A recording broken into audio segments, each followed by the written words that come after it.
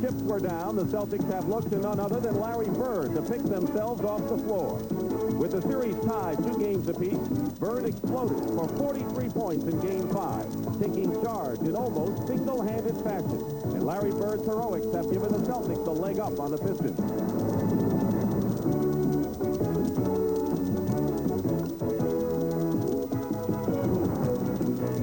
Tonight, a showdown in the Motor City. Detroit is talking about their Pistons, who are trying to stay on their feet and avoid the Celtics' knockout punch.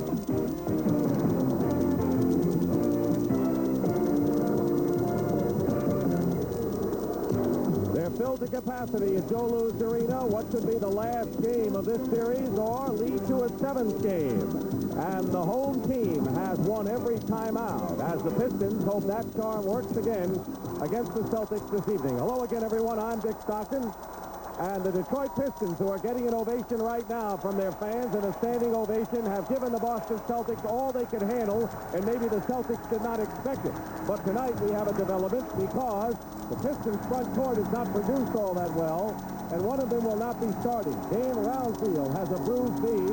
He will not start, but will play. Kent Benson will be in the lineup. What does that mean, Tommy? Well, Dick, as far as Kent Benson is concerned, he is the Rodney Dangerfield of the NBA as far as the Celtics. They give him no respect. They point their attack at him. So the loss of Roundfield is going to hurt. But it will provide, I think, a lot more emotion. And this is a very emotional Pistons club. Casey Jones is definitely afraid of that emotion, wants his team to get as high as the Pistons, and he tried to make that happen with the fast break in Boston in Game 5. It worked. They'll have to match a tough emotional team here tonight at Joe Louis. All right, you can feel the electricity here, and we're going to bring you the starting lineup for the 2 teams. Starting with the Boston Celtics, Casey Jones has Larry Bird and Kevin McHale at forward, along with Robert Parrish at center. Danny Ainge and Dennis Johnson have been outstanding in the backcourt for the Celtics. For Chuck Daly's Detroit Pistons, their front court has Kelly Tripucka and Kent Benson. For Roundfield, Bill Laimbeer is the center. Isaiah Thomas and John Long are in the backcourt. And the officials for tonight's 6th game, John Vanek and Ed Rush will work the game. Mike Mathis will be the alternate. Dick, you know the man I think is under the gun for the Pistons to help them really get the job done is Kelly Tripucka. Larry Bird has gambled off him practically the entire series so far, and Kelly has been hesitant to take that outside shot and hit it with the consistency that people here in Detroit have been led to believe he would be able to do. So I think he's the guy under the gun tonight. If he has a good game from the 18-foot-plus range, it could hurt the Celtics.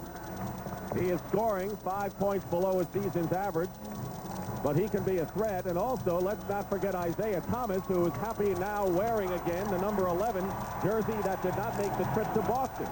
He had to wear number 42, and it did not fit too well, and that kind of upset Isaiah Thomas, who said he is kind of picky about those things.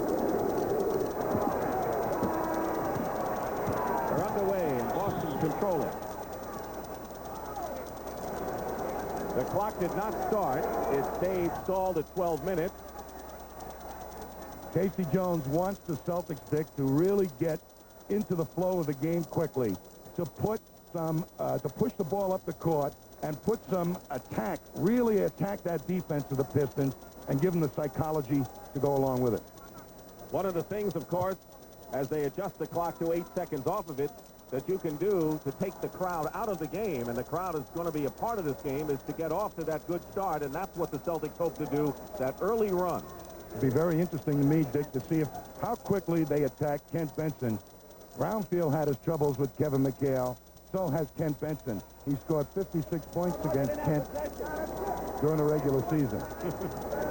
Which then again was a team record for the Celtics. Bird will inbound it. 8 seconds gone by here. And the Boston Celtics, who went to the free throw line and were amazingly successful at it, not only in Game 5, but all of the games. And an offensive foul called against, loose ball foul against the Boston Celtics. And it's against Kevin McHale. Detroit made a nice adjustment, Dick, to help out, but McHale ends up with the foul. They were going right at Benson. They're going to give Benson a shot, and Kent Benson goes up with a first shot of the ball game, and it's corralled by Robert Parrish. Celtics won the first two at home, lost the next two here at Joe Louis Arena, and won Game 5 at Boston Garden. Dennis Johnson, who had a sore back and almost didn't play, scored 30 points in support of Larry Bird in Game 5. And now they have a 3-second violation called against the Pistons. Well, Isaiah Thomas is their real creator of offense. He'll try to penetrate as much as possible, but Danny Ainge has been doing so far in this series a creditable job keeping him out of the middle. Both Celtic guards have been outstanding defensively and amazingly shooting as well. Larry Bird takes the first shot of the ball game off the front rim. Parrish keeps it alive. Bird picked up by Laimbeer now. Tries to get it into Parrish and does. And the ball goes out of bounds. Kent Benson helping out on defense. Detroit is off to an aggressive start. Don't forget, Benson did start 35 games at power forward this year when Roundfield was having his injury problem. Thomas going in. Laimbeer crashes the board, and Benson scores for Detroit. Well, he's responding with emotion to the challenge, no question about it. Inside quickly to McHale. A basket counts and a foul, and there's an example of what McHale did against Detroit and Benson earlier this year. Daly is very afraid when Benson starts of him getting in early foul trouble, particularly if Roundfield cannot really contribute tonight. He's going to have a monumental problem develop down the stretch. Benson was defending mostly Larry Bird in Game 5. He had 5 rebounds and 8 points, but Boston is off to the 5-2 lead. Isaiah Thomas is another player who really did not have one of his better games in the fifth contest. Well, they've taken a great part of his game away, that penetration.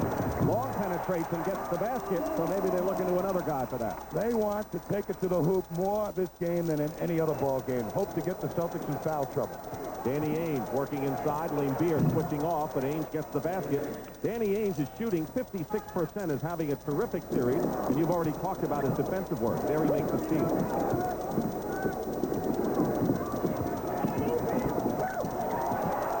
McHale, Parrish, and Robert Parrish not picked up on the other side. Well, they went to double Kevin McHale underneath. Nice pass by Kevin to Robert. Detroit's problems have not been on offense this year and in the playoffs. It's been defensively, if anything. Tripucka posting up against Dennis Johnson. Trying to get on track is Tripucka, and an offensive foul called against Detroit. Chuck Daly won. Rebounds, rebounds, rebounds. Necessary to get this Pistons fast break attack really going. Boston off to the hot shot shooting-wise, and of course, Detroit has been out-rebounded in every game but one. Bird goes inside. They loop it over him. Still Boston ball. By the way, Larry Bird had an intestinal virus problem last night, did not get much sleep, and did not take part in the Celtics shoot-around today. He feeds Dennis Johnson for the basket. There was a lot of shroud of mystery over that, but Bird said he feels okay. Tripucka foul. Danny Ainge wanting a palming violation. Not getting it, and once Isaiah gets into the middle of the pack, it makes the back line of the Celtics defense move and creates lots of openings, good openings. Larry Bird, his first foul, second team foul, and Kelly Tripucka on the line. His defensive assignment, Larry Bird, what did he tell you yesterday? It was like a pane of glass, you know. As soon as you breathe on it, it fogs up, and the referees call a foul on the fog. That's one side of it. That's one side. In other words, he was saying Larry Bird gets treated like a superstar and me a normal human being. Well, he is a superstar, Larry Bird.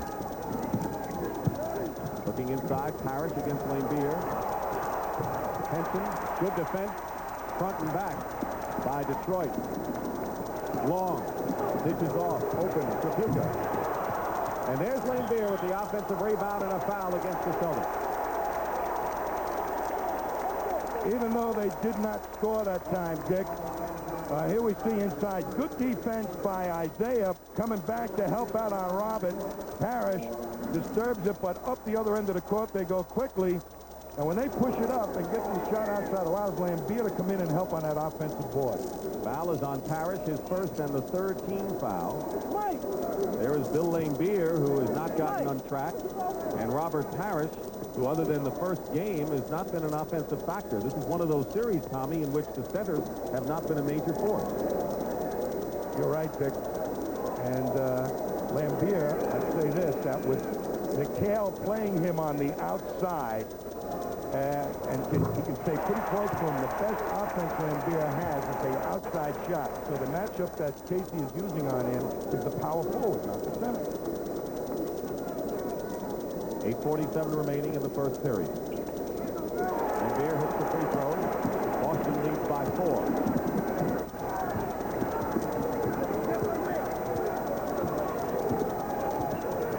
Pistons have won 10 of their last 13 games. The guards are playing up tight. Long and Isaiah Thomas. Bird. Misses. Parrish is on the other end. Boston has already had several offensive rebounds. Trapuka knocks the ball away from Larry Bird inside. Tough defensive assignment for Kelly Trapuka to get out there and deny Bird the ball. He's given up an awful lot inside. John Long working on Dennis Johnson. And a foul. Long fouls. Dennis Johnson will go to the line and shoot a pair. Here's Bird being guarded by Kelly Trapuka. Trapuka says, you're going to have to get it over the top of me. I'm going to front you this time. And makes Bird actually come out, and there's Trapuka managing to get a hand on the ball. Good defense. A little new wrinkle to Kelly's defense on Bird for this game.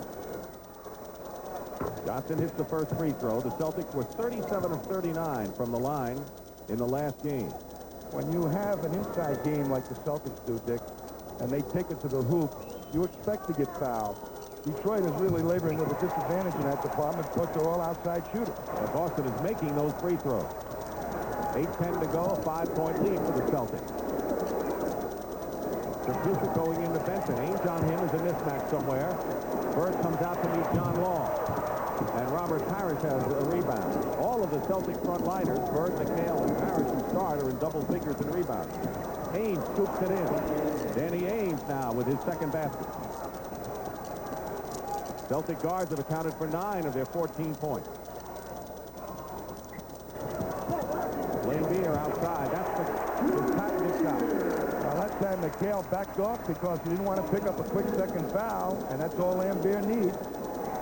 Inside to McHale. Good move in by Kevin McHale, who was held below 20 points last game for the first time in the series. Benson that time took away the baseline, forced him back to the middle, but got no help from his teammates. Benson, given the shot, takes it. Bird clears. 7-point lead. Here come the Celtics running.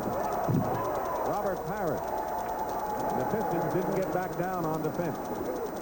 And Chuck Daly wants a timeout to discuss that day. It is a 20-second timeout called by Chuck Daly. 18-9 is the score. 7 minutes to go in the first period.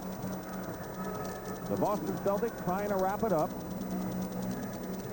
And I think, Tommy, that they got more of a battle than they anticipated. Cleveland gave them a roughhouse kind of fight, and I thought that against Detroit, a finesse team, that they went in a little bit more, perhaps overconfident in the early going than they should have. Well, whenever you have a powerful inside team like the Celtics and the Pistons, who do not have a real strong inside game to speak of, you do go in with a lot of confidence, but they did not really end up fighting the emotion of some of those guys off the bench. But here's McHale, and Benson's doing the best he can. You saw him trying to take the baseline away, expecting some support defense, never got it. Therefore, McHale scores easily. Boston out shooting Detroit by a wide margin. They double their score. Long finds an opening. Goes in for the second time. It's going to count. Let's see who gets credit for that basket. John Long. So Long has had 2 baskets by virtue of his penetration. 7-point lead for the Celtics. Lambier on Parrish. Crowd wanting to walk. Nothing coming. Haynes missing. Once again, Boston gets the offensive rebound and the point, and they're really making their mark on the offensive glass. Brownfield at least gets aggressive on the board. Turnover gives it back to the Celtics. And now Chuck Daly wants not a 20-second, but a full timeout. And Robert Parrish is off to a hot start for the Celtics. He has 6 points and 6 rebounds. That's That's what they need from the big man. Back live, Joe Louis Arena, 6th game between the Celtics and the Pistons, and Robert Parrish has been the pacemaker so far for the Boston Celtics.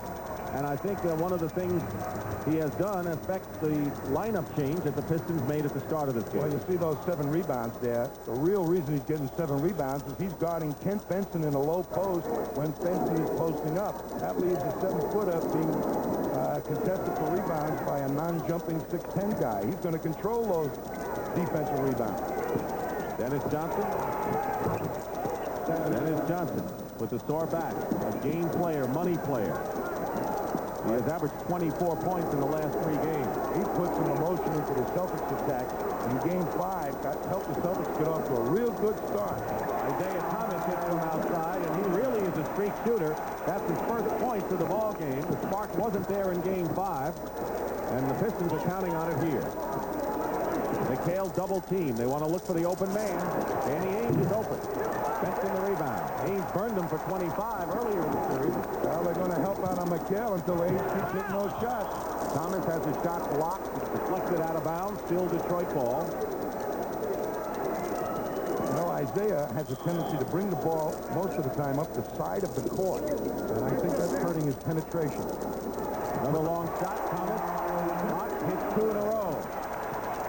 Danny Ainge would be very happy if he shot from out there instead of creating all those other problems with his penetration. On the switch, Lane Beer trying to get back to Parrish. Parrish baseline gets 2 more tough points, so Robert Parrish has 8 in the game, and he's more than halfway to his Game 5 totals in scoring and rebounding. Here's Thomas, 3 for 3. They're going with a hot hand, and right now for Detroit, it's Isaiah Thomas. In addition to his points, Dick, they want their main man to be morally into this game, to get everybody up and going. McHale spins inside. McHale with 7, so already Parrish and McHale have 15 points, and Larry Bird has not yet scored. They're going to call a foul on Ainge, trying to block off Thomas, and that'll be the 14th foul against Boston. You notice when he's in the middle of the floor, Danny Ainge has a difficult job stepping back from him to cut off that penetration. Dan Roundfield has come into the ball game. He's got that injured knee, but he comes in early here. Double team on Thomas. Ball taken away by Parrish from Trippier. Ainge gone in. Fouled by John Long. What a great defensive play by the center, Robert Parrish. You don't often see a big guy his size step out into the passing lane and pick one off as nicely as he did. The cheer is for Vinnie Johnson, who's coming into the ball game. He's had a series he'll always remember. 34 points in a career high in a superhuman effort last Sunday in Game 4. He came back with 30 points for the Pistons to lead them in Game 5. And believe it, Dick, they played the Celtics some pretty decent defense on him in Game 5. 4:20 remaining, first period, and a 10-point lead for the Celtics. Thomas gets inside. Not to be denied, Isaiah Thomas. That is what Isaiah wants to do now. Get in close. McHale, turnaround. Parrish gets another offensive rebound. Bird trying to tip it in. And here's Trippier. 3-on-2 for Detroit. And they're going to call. Basket good. Blocking foul. Count it.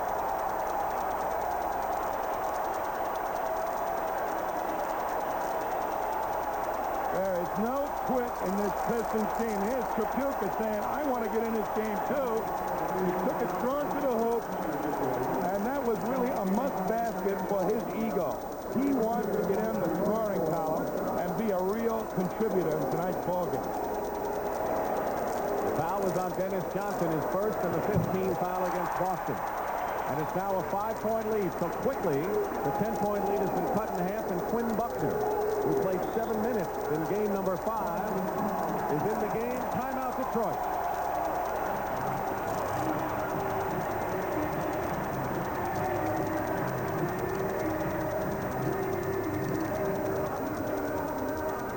Larry Bird, and Kelly Tripucka has paid that price. so far in this series, but he seems to have come alive here, and there's an example of what he's done. Well, he wants to get off the snide and take the strong to the hoop. He wants to get into the action quickly and feel like he's part of the ball club.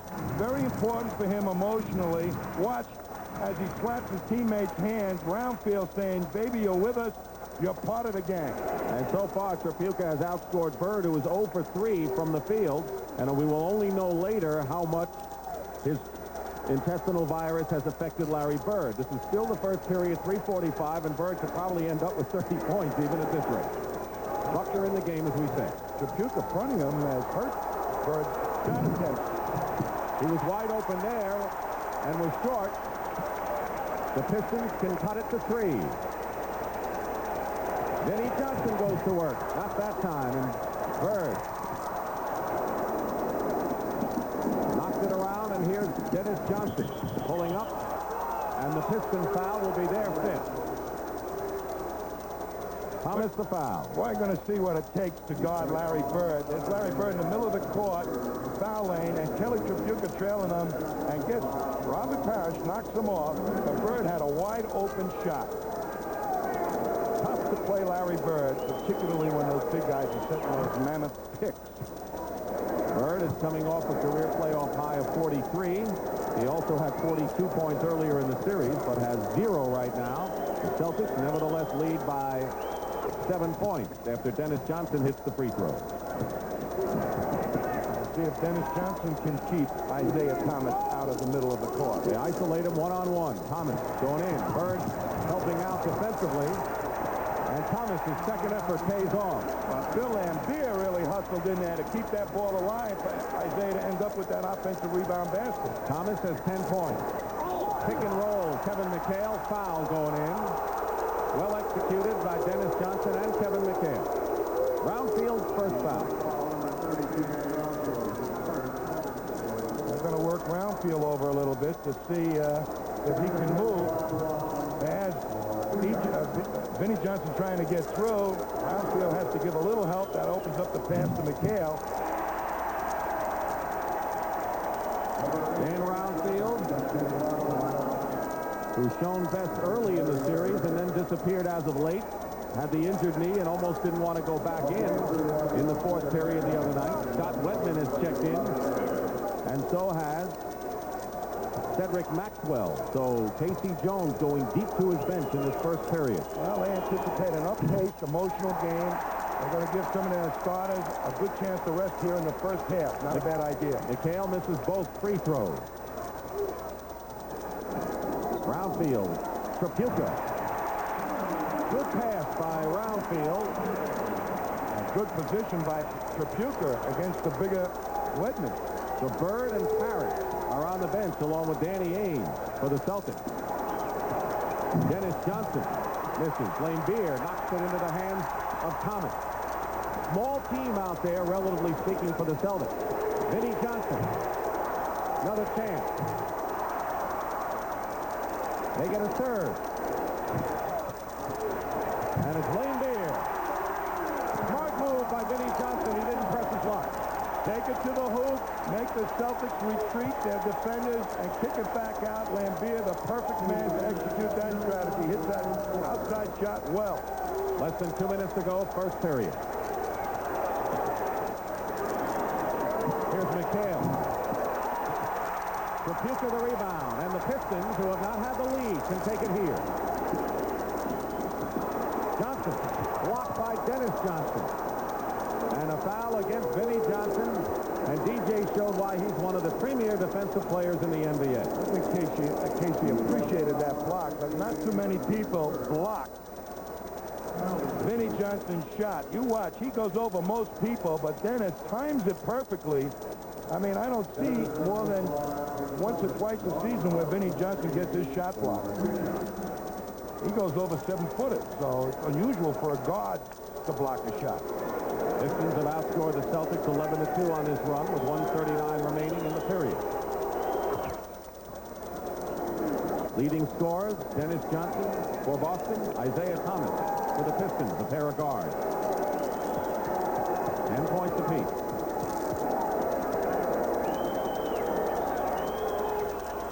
Tommy, the Celtics have gone to their bench a lot earlier than the Pistons have. They've gone with their regulars a lot longer. Well, they have to stay in the game, the Pistons. They're trying to get Isaiah going, like right here. He was pushed and will go to the line to shoot two. I'm telling you, their strategy now is get Isaiah hot, baby. Once he gets in the middle of your defense and you can't close and gobble him up and spit him out, he'll start hitting the open man. But right now, he's trying to score as he's driving to the hoop, which is a good sign. That was on Buckner.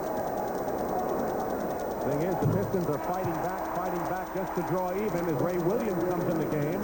And sooner or later, Casey Jones is going to bring in Parrish, Ames, and Larry Bird, and Dennis Johnson again, and they're going to be fresh. And the Pistons will be with their reserve. Thomas is 12. Yeah, but maybe if these Pistons get the lead early in this ball game, the crowd will go wild, and it'll be tough to the Celtics come back. Remember what happened in the fourth quarter here Sunday? Different game. Wedman hits the jump shot. Celtics offense without Bird and Parrish in there right now, not really fluid. Well, and according to your logic, the Pistons would really make hay and should be taking the lead here. That's what they're trying to do. Lane Beer misses. Brownfield knocked away by Boston. It's still Pistons ball with 55 seconds remaining in the first period. Well, Lambeer took that hook shot I was telling him about the other day. Not bad either. You ought to work on it. Not as good as yours. He should have it in his repertoire to be a good inside player. That's a screen for Thomas. Pick and roll. Bad pass by Thomas. And here are the Celtics, leading by 2. Wedman is open, and he's been hot. And Scott Wedman, who has been an instant offense machine. Big lift with 11 points in Game 5. Ray Williams had him spotted all the way. I'm going to call Ray Williams on the foul. Celtics using multiple people right now on Isaiah. Their main objective is to try, when he gets to that one side of the court, is push him back to the pack and get some support defenders. Here's Terry Tyler coming into the ball game. Trapuka goes out. He scored 6. But Tyler has a lot of desire and has been one of the heroes coming off the bench for Chuck Daly. Well, he's an extraordinary leaper for his size. Chuck Daly said he's a power forward and a quick forward body, and he's about that. I'll tell you, he can really get up on that glass. And with Wedman in there, they should have the rebounding edge at that position.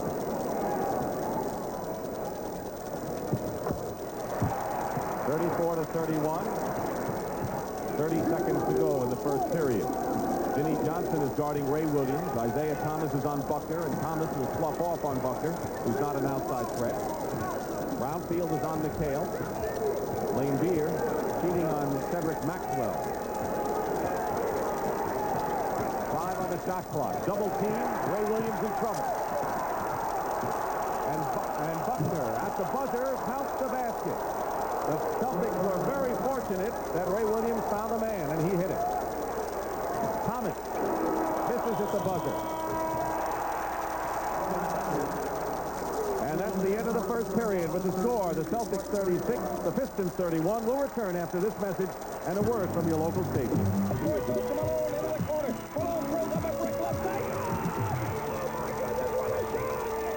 America's game.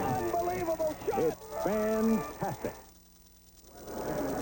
Can anyone slow up those Lakers? Well, the Denver Nuggets are going to give it a try. Game 1 of the NBA Western Conference Final. Tomorrow from the Forum in Inglewood, California, the Lakers won 3 of 5, but Denver was the only team to beat L.A. twice on the Forum court, where the Lakers have won 22 straight. Doug Moe has done a terrific job. Tomorrow at 3:30 Eastern Time, 2 men to be looking at. Dan Issel and Kareem Abdul-Jabbar, a couple of old pros. Well, Kareem Abdul-Jabbar missed the inside, gets you those nice enclosed hoops with the sky hook, but Dan Issel presents a defensive problem for Jabbar. Going to make him come outside because Issel, much like Lambeer, can hit that outside shot. Larry Bird and Robert Parrish have come back in the ball game for the Celtics, starting the second period, and I'm sure Casey Jones must have in mind a chance to open up the lead. Detroit out-rebounded Boston. A bit of a surprise in the first period. Isaiah Thomas to Tyler. Bird guarding Tyler. Perry hits the shot. Big shot in the arm as he, so anyway, Pushing up the floor fast and when you get those open shots, and on the misses, you usually get a decent shot at the offensive rebound. 3-point lead for the Celtics. Wedman remains in there. Williams and Buckner the guard. Parrish, long range. He's having a fine game. Parrish has 10, so does Dennis Johnson to lead the Celtics. And Lambier has to be very careful with him. He doesn't want to pick up early fouls against Parrish, so he's going to give ground on him. Celtics have their reserve guards in there, so Johnson and Ainge getting the rest. 6 on the shot clock. Tyler. And they're going to call the foul on Ken Buckner. That'll be his second personal foul. That's one way a little man guards a bigger guy. Out in front, moving his feet, keep him guessing where you are. Almost came up with a steal, Quinn Buckner. Buckner has been a good team man. Playing time dwindled to nearly nothing this year, and yet he's a big supportive personality on the club. Here's Vinnie Johnson in the corner. Not the same as the other game so far for Vinnie Johnson. And here's Ray Williams. Vinnie's 0 for 5. Quinn Buckner going to the basket is fouled. Isaiah Thomas with his second personal foul, and Dennis Johnson will be coming back for the Celtics. I tell you, when you push the ball up the court, the way the Celtics just did, all of a sudden Isaiah Thomas has got to take maybe 2 defenders or 2 offensive people, and he can get in foul trouble. So they've got to control that fast break of the Celtics a little bit better than they have. People getting back, but with Roundfield's bad knee, that's going to hurt them in that department.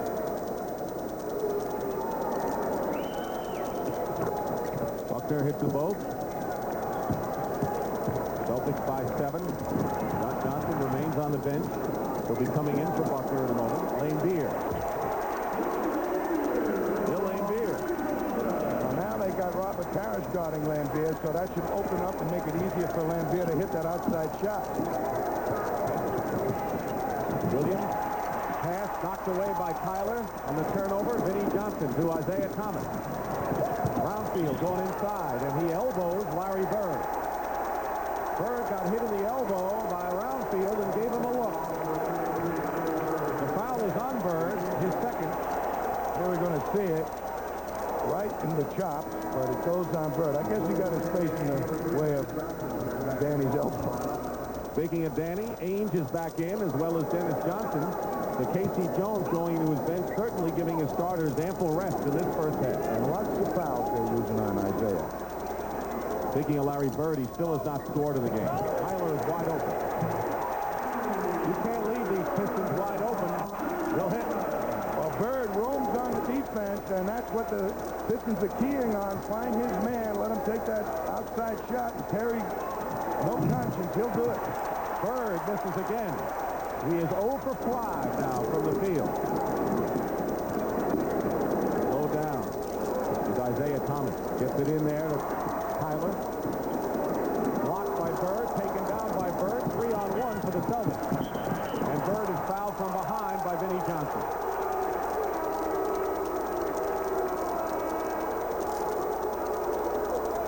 Here's Bird, a little up fake, and Bird plays him by just playing his shooting hand from behind or on the side, knocks away. But look at Vinnie Johnson hustling up that court.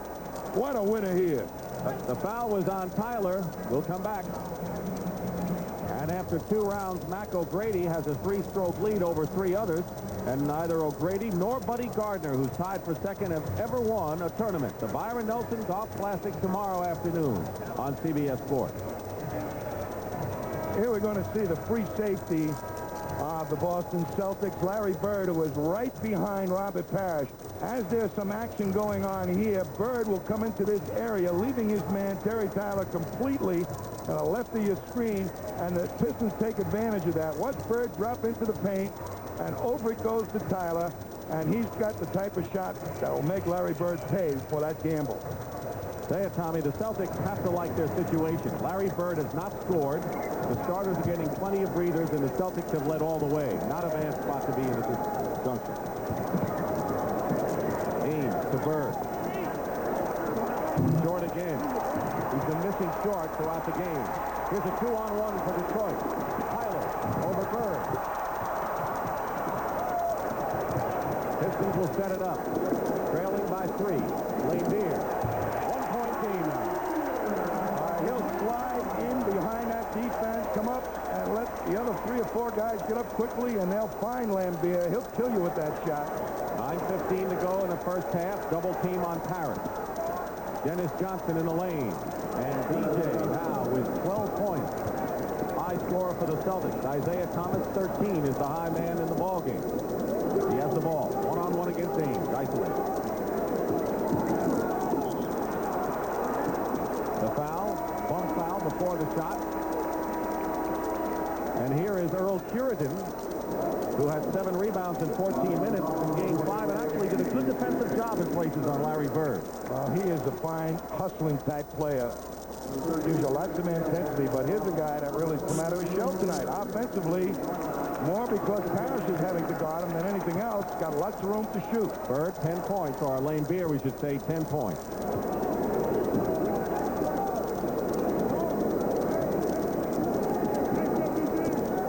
Kevin McHale in the ball game. Losing it out of bounds is Tyler. Boy, and Tyler was wide open again as they deked Bird to the penetration. Caught him leaning. Detroit has committed 7 turnovers. The Celtics only 1. Ames looking inside. Finds Parrish, and Curidan might have been on his back. Foul on Earl Curidan, and that will be the 3rd team foul against Detroit. That's a real mismatch advantage for the Celtics. Parrish being guarded by Curidan, so they like to go to those type of situations with their big people. McHale, if he's got one, but now Parrish seems to have the biggest one.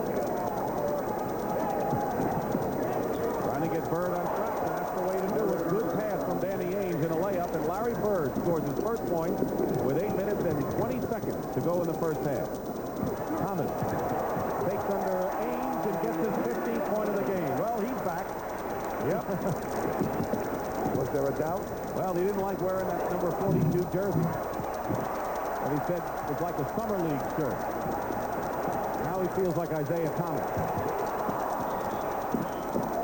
And we have a push and a loose ball foul.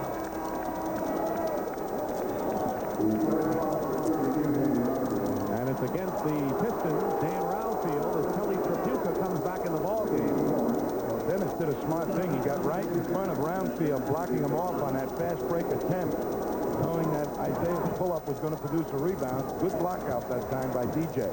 Tyler goes to the bench for Detroit, scored 4 points. 7:40 remaining in the first half. Bird once again is on the front rim. Celtics back on the bench. Thomas pushes it anyway. Pistons crash the board. Tripucka. Parrish clear. Kelly normally makes those easy. He's not short today. He's off to the right, and that means you're really having a tough night. McHale wins the battle. Finds Danny Ainge. 4-on-1, 4-on-2 for Detroit. And Vinnie Johnson throws it away, and Larry Bird will get an easy one. And that's the kind of mistake that Chuck Daly can ill afford. Those kill you, Tommy. Well, in their eagerness to have a real team game, they turned down an easy shot, and the receiver never even had his hands up. And the turnover story continues to favor the Boston Celtics, who lead by 5. And that was their lead starting this second period. We have 6:40 remaining in the half. Parrish and Bird win the rebound battle. Trailer is Ames. Open is Johnson. And Dennis Johnson hits, and the Celtics are playing their best basketball in the 3 games they played at Joe Louis Arena and have opened up a 7-point lead. Timeout in Detroit. Dick Stockton and Tom Heinsohn here in Detroit. This is the CBS Shutter Cam, which is a high-quality slow motion where you can see the close-up and get a good look at the expression on the face of the players involved here. You see Robert Parrish guarding the power forward Danny Roundfield, and that is definitely in the Celtics' favor because that leaves him close to the basket and in good rebounding position against a smaller player. So the Pistons getting outmanned on that board, and that's why Parrish is having such an effect rebounding-wise. Robert Parrish has 8 rebounds so far and has 10 points. 7-point lead for the Celtics. Detroit continues to out-rebound the Boston Celtics by 12 at this juncture. Nearly halfway through the second period. deny Tripucka. Bird is on Benson. Bird is just hanging in the middle there. As Benson misses the shot, the ball goes over. Larry Bird really is going to be a safety man defensively here. Dan Roundfield on the bench hurting. As you can see, that left knee, bone bruise. He had a knee operation in the middle of the season. He removed some cartilage in there, but it's acting up now. Parrish. With Ainge outside. Danny Ainge with 7 points. The Celtic guard used to be a problem with the ball club. Outside shooting, the perimeter from the guard. That was erased dramatically this year. Now McHale is on Benson, and they switch Bird to Tripucka. Thomas. Dennis Johnson gets the rebound with less than 5.5 to go in the first half. Bad pass, Dennis Johnson turns it over, and Ainge can't save it. The shooting story here in the second period. Detroit struggles at 30%, and the Celtics have been about that number, nearly 50. The only hot player that they have is about to report back in the game, Lambier, who's gotten his shot pretty effectively here. Isaiah really hasn't heated up, nor has Vinnie Johnson for the Pistons. Thomas has 15 points to lead all scorers, but only 2 of them here in the second period. Tripucka driving in. Puritan blocked by Parrish and then walked. Problems Detroit has inside. Obvious there. And Bird coming off his defensive man to help out. There's the man coming in. Tripucka cuts down on a penetration and now is in the battle on the boards. And watch, they surround, including Bird. Earl Puritan forcing the walk. 22nd timeout called by Casey Jones of Boston. But the burden right now is on this team, the Pistons. You know, that rebounding edge that we're talking about, that might be a little bit of an illusion, but they have to keep it up because they're not shooting, I don't think, particularly well on their shots. The type of shots, Tripucka's outside shot, Vinnie Johnson's shot, that's where they're having their problem. Well, coming up Sunday at the half, CBS Sports will have live coverage of the NBA Draft Lottery from the Waldorf Astoria Hotel in New York City. The Draft Lottery is for the 7 teams which did not qualify for the 1985 NBA playoffs, and there they are. The Clippers, Golden State Warriors, Atlanta, Indiana, New York Knicks, Sacramento, formerly Kansas City and Seattle, and what are they all going for? That man, Patrick Ewing. That's this Sunday on At the Half. I think people are going to their local cathedrals or what have you. Good luck charms are sprouting up all over the place, Thomas. Against Puritan, McHale edging in toward the hoop is fouled. The guards have been the leading scorers in the ball game. Right now, Chuck Daly is saying Earl Puritan's going to play McHale. We'll put a muscle guy on McHale a little bit. Lambier's still back in the game, so the Pistons going big, still hoping to maintain that rebounding edge. Vinnie Johnson goes out of the game, and John Long comes in. Johnson has not scored and was 0 for 5 from the field. So at this point, the magic is not there for VJ. Foul is on Puritan, and the Pistons are in the penalty, and the Celtics again have opened up a 10-point lead and can match their biggest lead of the game, 11, if McHale hits his free throw. So it's still 10. Here's the man that's got to provide the spot, Isaiah. All the way, Isaiah Thomas rolls off. Loose ball, it's still Pistons. Boy, is Isaiah upset with himself. He's looking at the stanchion under the basket. How did I miss that one? We need shots like that. Thomas directing like he'd be a quarterback. Ainge defending. Thomas going baseline. Knocked away, and they call a loose ball foul. Kevin McHale might have been pushing off on the play. He was. His second. Well, that play, they pushed Isaiah to the baseline, made him take an awfully difficult shot. But Lambier banging hard on the board. Isaiah Thomas has missed his last 5 shots. Vinnie Johnson 0 for 5. So the Pistons, range shooting is not there. John Long, double, triple team. Thomas is wide open. Thomas again. He can't buy anything here. Tripucka. And the Pistons cannot do anything to get a basket. There is a lid on the hoop for them, and the Celtics coming right back. Larry Bird. He missed. And he's shaking his head. I can't believe I'm missing those.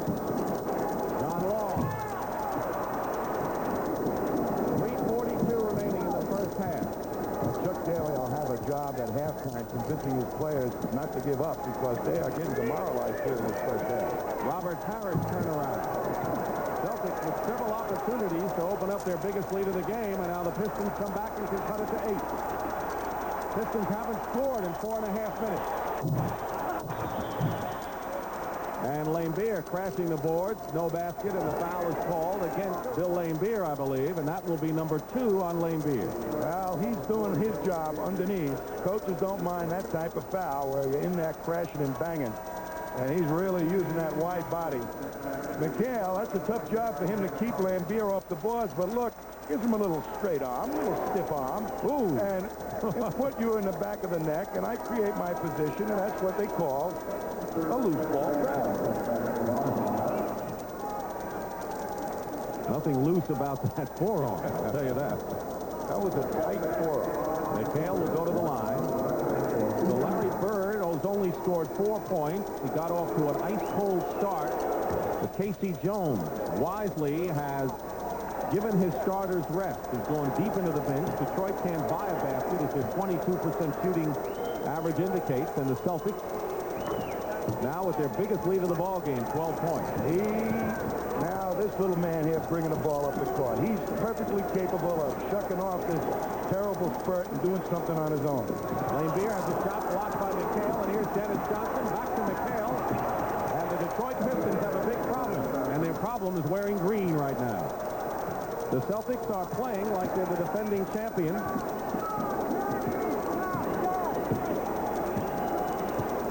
Waiting in the wings of the Philadelphia 76ers. This game is a long way to go. Puritan finally breaks the trap. Well, he took Bird to school that time. Bird is matched up against Puritan. 5 minutes and 20 seconds. The Pistons went without scoring a point. 2:35 to go, and you're watching the clock in the second period. 8 on the shot clock. Bird quickly to the hoop against Tripucka. Laimbeer wraps it out of bounds. I'll tell you, Bird is being very nicely defended by Kelly Tripucka. He's forcing Bird to take the ball in difficult positions to score from today. Much better than he has in the prior game. But the Celtics are getting scoring from McHale, Dennis Johnson, and Parrish, and that's been enough. 5-43, the Celtics lead in the second period, and right now let's check into New York with Pat O'Brien. What's coming up at the half, Patrick? All right, Dick, thank you. Coming up at the half, one of the big stories in sports this week, of course, was Peter Ueberroth's announcement of a new drug program for baseball. And NBA Commissioner David Stern reacts to that. Late report on what's ahead out in the West, where the Lakers and Nuggets prepare for their conference final. And what's it like to have a week off in the middle of the playoffs? We'll check on the Philadelphia 76ers. And Suns coach John McLeod, well, he's up late as well, as we bring you a late-night edition of At the Half. And Dick and Tommy, I was looking in the playoff guide, and Tommy, you're in the top 10 of most field goals attempted, but you're not in the top 10 for field goals made. Now, I wonder if Havlicek got credit for some of those. Well, what kind of a guy bringing up those bad things? Tommy, I think if the Celtics wanted to take the crowd out of the ball game, and that was their first priority, they have done it at this point. The fast-paced and really good defense that they've played, and then the outside game of the Pistons has really deserted them. Their mainstay has left them. 2:20 to go in the first half. 12-point lead. Biggest lead of the game right now for the Celtics. The Pistons have never enjoyed the advantage in this one. Double team on Tyler. Tyler against Dennis Johnson. Good move by Tyler, who played at the University of Detroit. A guy like Tyler and Vinnie Johnson can spark this team, and they've done it. Well, all the Pistons should try and do right now is not get it back all in one big gulp, but play good defense and try and get it under 10. Loop it into Maxwell. Maxwell turnaround. Cedric Maxwell, who is slowly getting back into the flow. His best game was the first game of the series. Once again, a 12-point lead. Tyler coming right back with another basket. John Long did a little dance with Danny Ainge. And now a Detroit foul is called, because the basket will count, apparently. And the foul is on Laimbeer, and that'll be his third, Tom. Well, he's banging and giving you those type of fouls to exert some muscle underneath the basket. And they have have to be careful about him, but they're not too concerned about those type of fouls because he's carving out territory underneath there to help out on missed shots. But Terry Tyler has really been helping out. The last couple of possessions, they're going to him. Maxwell's been guarding him. And Maxwell not 100% physically, so they might have something going there with Tyler, the Pistons. McHale makes the first free throw. Here's the man you're talking about, Terry Tyler, who had 18 points in the final quarter of Game 3, so he can explode. Well, his eyes light up when things start going good for him. I love to see him and Vinny Johnson when they start going good. Here's Vinny Johnson. First basket in the game for Johnson after missing 5. Watch out. They are not going to quit these Pistons. Well, they've gone sour before, and they've bounced back. They're not afraid. Here's McHale inside. Reverse layup off the rim. Pistons can cut it to 8 right now. Tyler and Johnson, and then off the bench. Vinny has it. Vinny misses. Vinny has it again. Vinny goes up. Loses the ball. Crowd yells foul.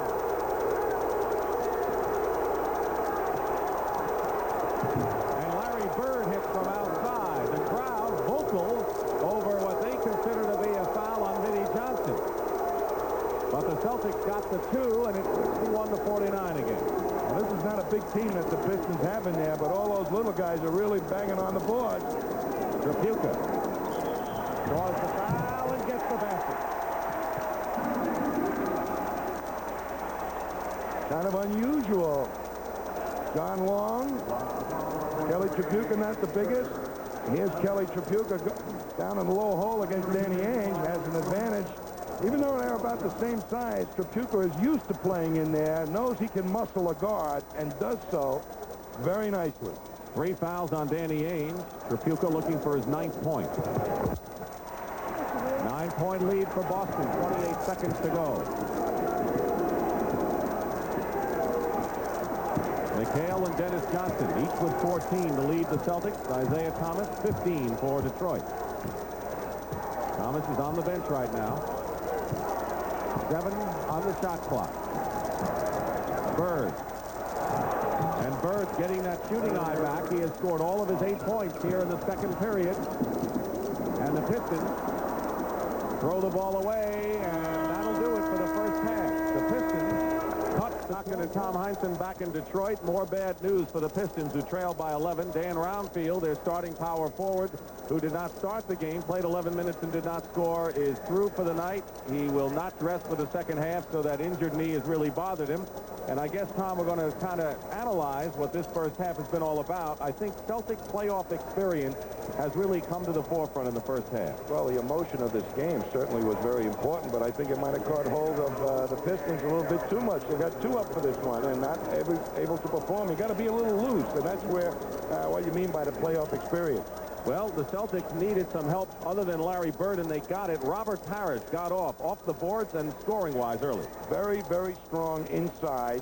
And when you're doing stuff like this on the offensive board, when it counts, it's very meaningful. The turnover situation. Boston committed only 2. That's an amazing amount in a fast-paced game. Yes, and you would believe that Detroit would score more than 5 points on their fast break. That's been a big story here, too. So Boston with the fast break points, and this is the frustration that even Superman Vinny Johnson experienced in the first half. Boy, I'll tell you, when this man deserts them, they really got big problems. And Isaiah and Vinny Johnson, John Long, and Trapuka all missing from the outside. Well, the Pistons depend on their guard shooting because their front court's not going to do it against Boston. They've each got 9 baskets. Detroit had 28 shots to only 15 for the Celtics. But you want to talk about dance night at Joe Louis Arena, invite John Long. His partner is Danny Ainge. And while you people normally are watching the ball being moved around, watch what really is going on in a pro basketball game. Danny Ainge and John Long. Excuse me, sir, it's my turn to dance. And Ainge says, I want that place instead of you. In the new step. And the new step is, it's a boogaloo step. And down he goes. And nobody saw it, not even the referee, because everybody was watching the ball. Well, there is John Long, who the Pistons count on for outside shooting. He has scored 4 points in the ball game, and there's Danny Ainge, who has been terrific in the series. He has 7 points. The bench scoring, which has really heavily favored Detroit, Pistons have outscored the Celtics reserves only 12-10. So all signs are not favorable at all for the Detroit Pistons as we get underway in the third period. Capacity crowd at Joe Louis Arena, they want something to cheer about. Lambier gives it to him right off. They go to their hot man from the first half. Lambier hitting his shot. Dan Roundfield looking at the stat sheet as we did. Finished for the game. Ken Benson starting with Tripucka, Lambier up front, Isaiah Thomas and John Long in the backcourt. Celtics with their 5. Dennis Johnson, Danny Ainge, Larry Bird, Robert Parrish, and Kevin McHale. Bird scored all of his 8 points in the second period. Good defense by Tripucka. He should get a little more credit for that now. Lambier hit 1, hit 2. Isaiah finding the hot man once again.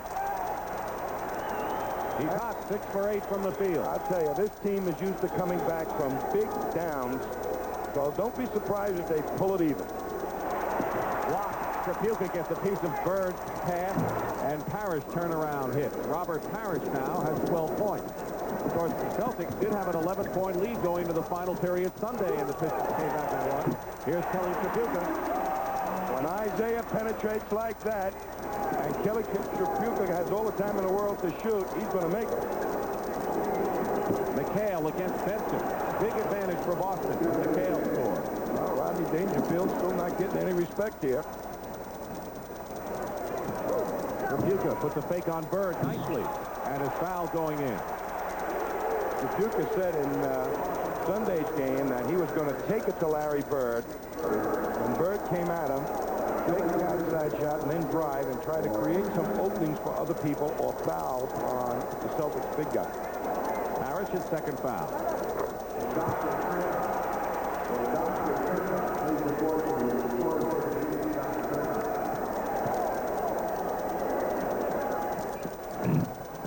One out of 2 for Tripucka. 8-point lead for the Celtics. Celtics, if they start to slow the ball game down, might be playing right into the hands of the Pistons. That's what they did in game 4. Didn't push it up enough. They corrected that in the 5th game. Bird. And Benson gets the rebound. Out to John Long. Less than 2 minutes gone by in the third period, and the Pistons have come out strong here. But Long loses the ball underneath to Larry Bird. Another Detroit turnover.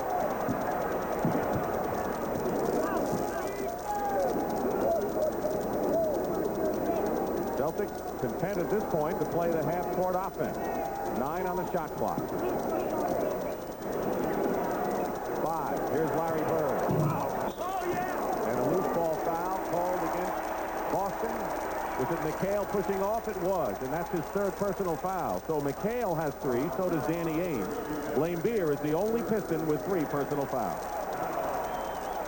Into the game, Tom and I will select the light beer most valuable player of the game, and in conjunction with the award, light beer from Miller will present a check for $1,000 to the National Multiple Sclerosis Foundation in that player's name. Larry Bird struggling, 4 for 15 from the field, has 8 points. You can't keep him down forever, but right now the Celtics have altered their style and maybe bringing the crowd back in the game, Tom. Exactly right. They're not matching the emotion with emotion. They're trying to clinically, surgically dissect the Pistons, and they're allowing the Pistons to get their dander going. Tripucka. So the Pistons have outscored the Celtics 9-4 so far in this half. 9:25 remaining in the third. And Robert Parrish has 4 points and 14. 4 points this period, 14, and they have to try Kelly Tripucka from the photographer. If this man gets hot penetrating, watch out. Isaiah Thomas.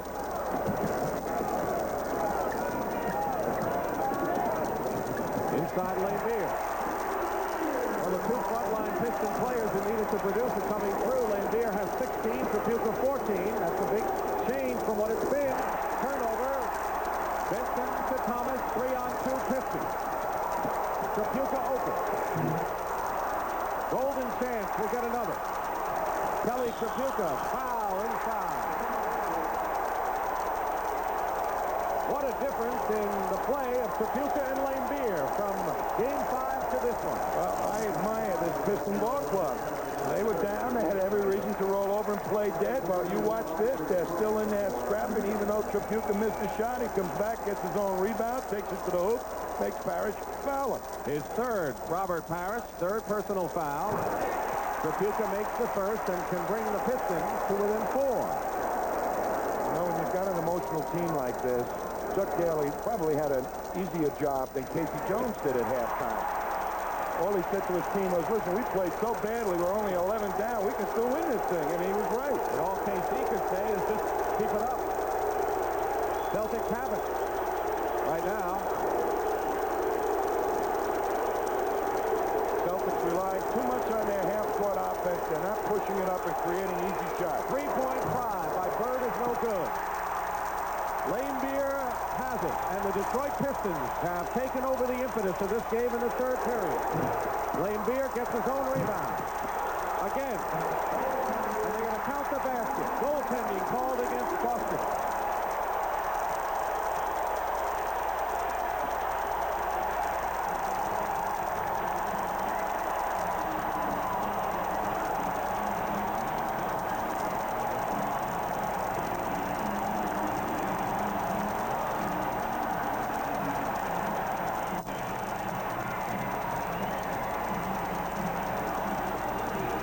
They're standing at Joe Louis Arena, and the Boston Celtics, instead of applying the coup de grace, my partner Tommy Heinsohn knows from his days taking French lessons, have let the Detroit Pistons back in. They've outscored the Celtics 15-6 in this period, and it is a 69-67 ball game. Scott Wedman has replaced Larry Bird in the Boston lineup.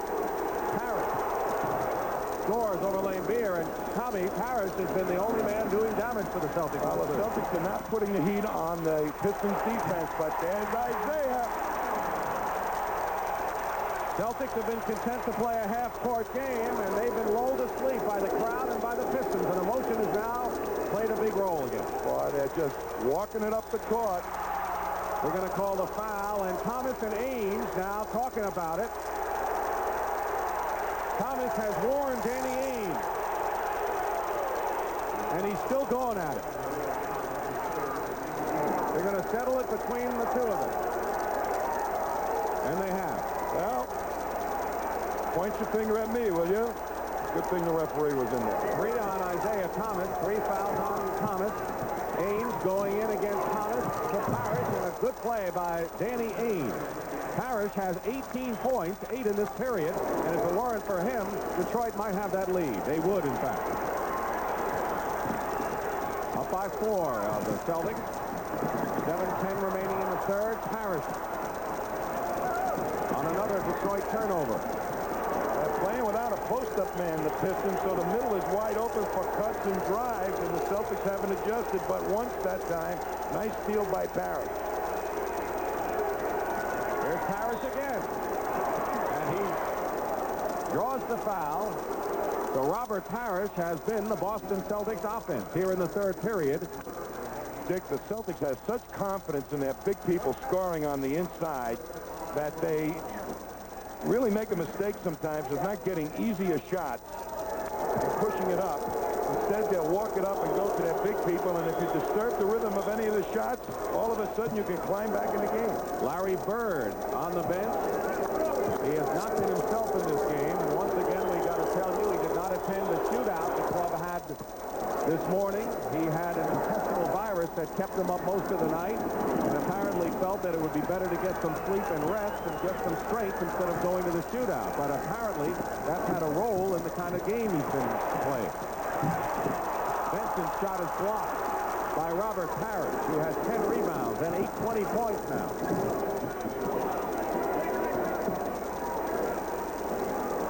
McHale against Lane Beer. Lane Beer the rebound. Well, the Celtics have picked it up a notch. At least they're attacking the defense. Thomas finds Trapuka, who goes in. Thomas goes up without the ball. And it's going to be Boston ball And now, let's see, did anyone change that? Thomas shaking off that left hand. It's still Pistons ball, and Tripucka will inbound from the side. Winding down the 6 minutes remaining in the third period. Detroit has come back, but not enough at this point, down by 6. 1 point, they were trailed by 12. And here's Kelly Tripucka with 18 points, and he has 9 here in the third. A real prove-it-to-me player. The Celtics are giving him the shot. He's starting to respond. Celtics coming right back with McHale's 18 points.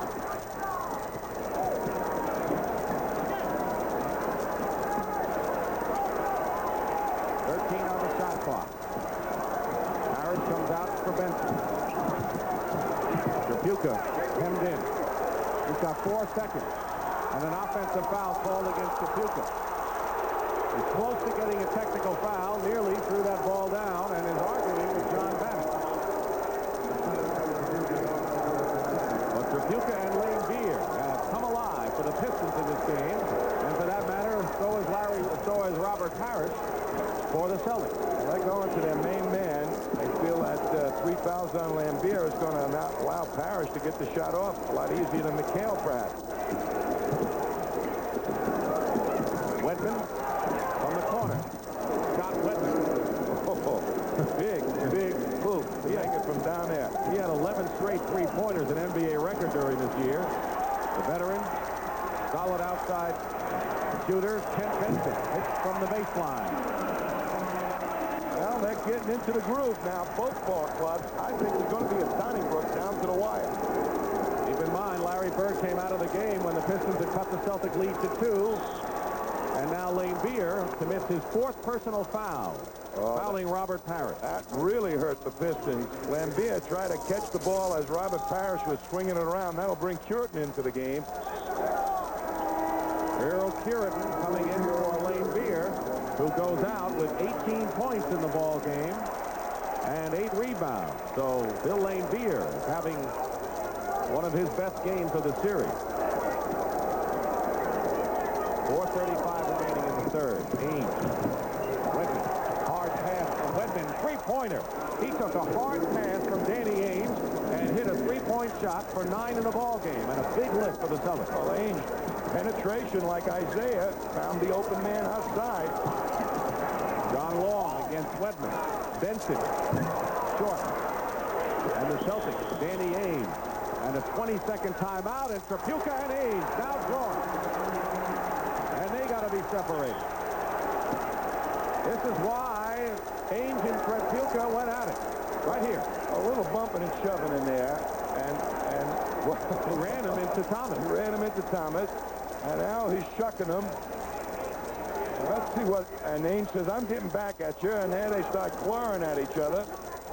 It do get a little physical in there. Well, this is not a finesse game. Tripucka kind of upset. The 20-second timeout called by the Celtics. 4:11 remaining in the period. Larry Bird remains on the bench. And Tommy, the Celtics have maintained the lead. They're up by 9, and they've done it basically without the Larry Bird that they've known all year. Well, Parrish has produced, and Ainge has played very well here to create opportunities for the likes of Wedman and Dennis Johnson. So, plus they're starting to tighten up their defense, and some of these people are still missing the outside shot. Like Kelly Tripucka got hot, but this is not a debate. And Kelly's spitting in his eye, you know, and that's, you hope that you back off. I didn't really do that. Did you do that? I didn't do that. I've heard that before. Yeah. The Celtic bench shooting 6 for 6 for the game. Wedman is a perfect 4 for 4 from the field, including a three-pointer. He has the ball now. Whistle and a foul away from the ball against the Pistons. Their 4th team foul, and the foul's on Benson. Well, Benson went out and really was fronting McHale and fighting him for position, but a little bit too much, a little too physical. The shooting story, which has favored the Celtics throughout the game, Detroit has really come alive, but Boston's not doing too badly at 62 either. Parrish. Knocked away by Curry. Out of bounds. And it's still Boston ball. Curtin's got those quick feet to attack the ball when Robert puts it on the floor. McHale rebound, and here's Isaiah Thomas.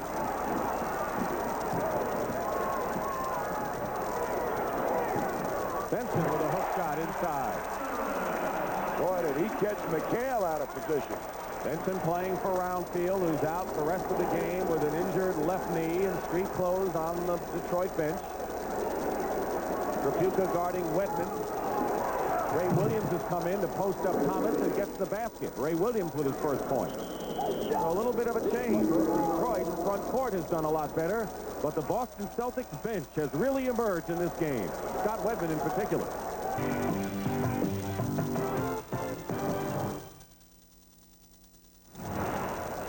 It'll be the Nuggets and the Lakers, the Western Final, and the LA Lakers are one of the fanciest teams you'll ever see. And for that matter, the Denver Nuggets, with Doug Moe not only playing a great offense, and that should be an end-to-end court action-packed game, but the Nuggets defense has improved. That's live, 3:30 Eastern tomorrow. T.R. Dunn now becomes a big guard with Lafayette Lever. He'll be out at least until the third game, and of course the Magic Man for the Lakers. Well, T.R. Dunn guarding Magic Johnson, that's probably going to be a classic matchup. One great defender stopping one great middleman, running a fast break, and a push-up man that creates openings. I'm not going to miss it myself, Dick. It's going to be enjoyable watching those two guys go at it. Pistons have cut the Celtic lead to 2. It's up to 9 once again.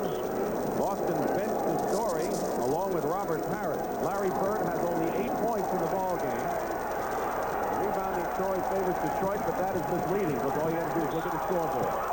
Forcing the foul is Isaiah Thomas. Maxwell commits it. Danny Ainge is on the bench right now, of course, with Ray Williams in there, but we can't say enough about Ainge, who has 7 points, 8 assists, and 3 steals. All that, and also having to guard Isaiah Thomas. Two great debates, too, in that here. Isaiah and then Trapuka. So, I mean, in addition to Teeds, he's given some words out there. Maybe they'll bring him to Geneva.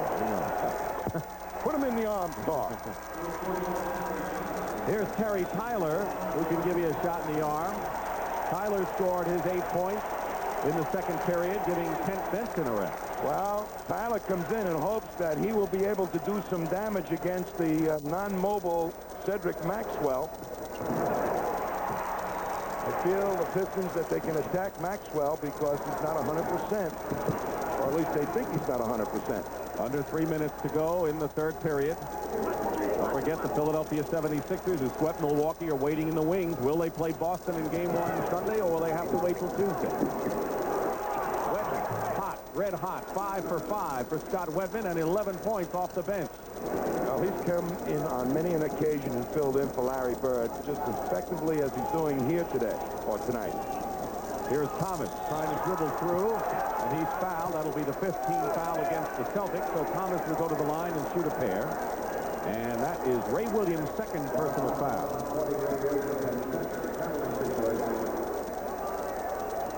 Chuck Daly, one of the best-dressed coaches, and certainly, I'd say, the best coach the Detroit Pistons ever had. Well, if he put his tuxedo on tonight, like he threatened to do, probably this team would have been able to rally once or twice more before the game was over. But they're a terrific bunch. I love the Pistons because they really don't give up, and I'm sure they're going to bounce back once again. Speaking of bouncing back and rallying, there's a man who can do it. Vinnie Johnson, who has scored only 2 points and has struggled from the field. Like he said, you know, that first one is so important, and he didn't hit the first one or the next 4. Puritan, good hustle. Thomas. And Parrish gets another rebound with 2:20 to go. Third period.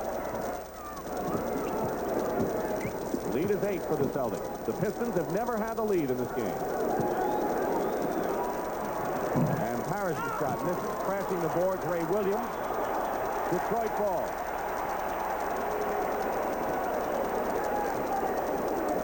That's our score, and that's our time remaining in the third period. Dick Stockton and Tom Heiston at Joe Louis Arena. 21,193 looking on. Ray Williams trying to keep up with Isaiah. And they'll call another foul. And he'll shoot him. Another one on Ray Williams, 3 on the former New York Knicks. That was kind of a foolish foul on Ray because he had Isaiah angled off the play.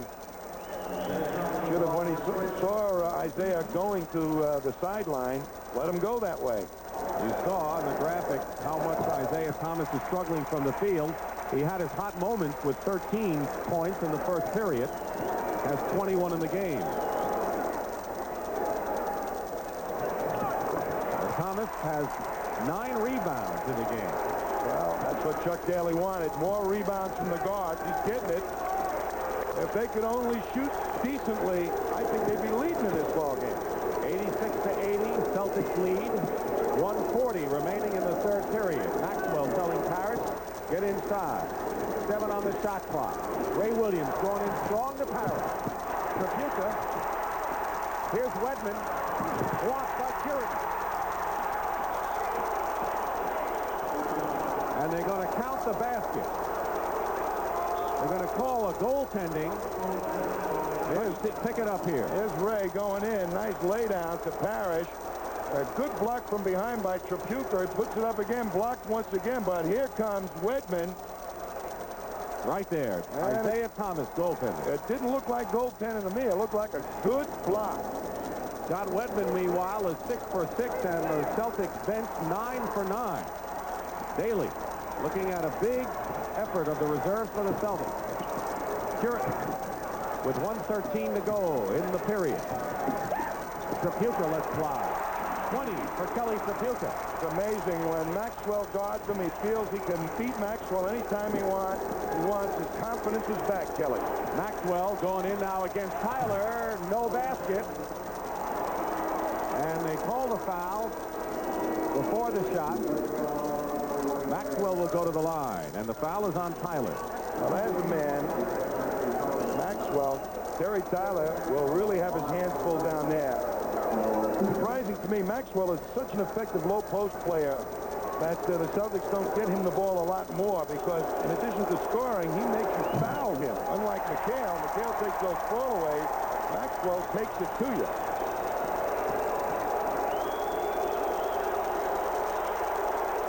One out of 2 for Max. 57 seconds to go in the period. 7-point lead. Pistons, who are down by as much as 14 in the ball game, cut it to a 2-point deficit. Vinnie Johnson going in. And the foul. He'll go to the line and shoot with that much time remaining. When they go over to double Isaiah Thomas, that leaves somebody on the opposite side of the court wide open. And they're smart enough in business to get it back to Vinnie Johnson, who is driving to the hoop and creating some difficult problems for the Celtics.